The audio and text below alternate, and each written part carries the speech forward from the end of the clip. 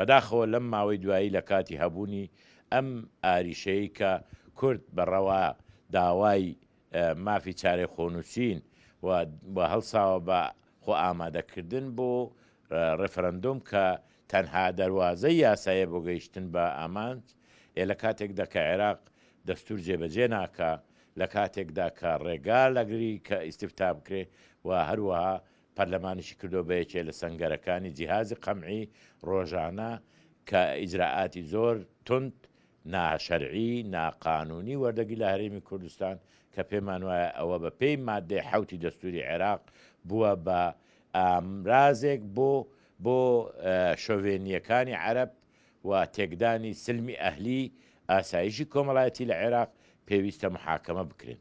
یەک لەوانەی کە بڕیاری وەرگرتووە مەسەلەی ڕفرەندۆمە و ڕفرەندۆم بە ناشەرعی لە قەڵم بدرێ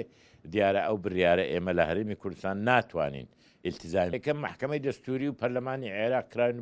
دوو جیهاز بۆی ئیجراعاتی سیاسی وەرگرن هەردووچیان بڕیاری سیاسین. دووەمیش محکەمەی دەستوری بە ناڕاست قساکەوا پیشان دەکە هەموو حاکمەکان ڕازی بوونە لە کاتێکدا حاکم محەممەد سائب نەقشبەندی لەوێ بۆ دەنگی دژداوە کووردە حاکم میخائیل شەمشون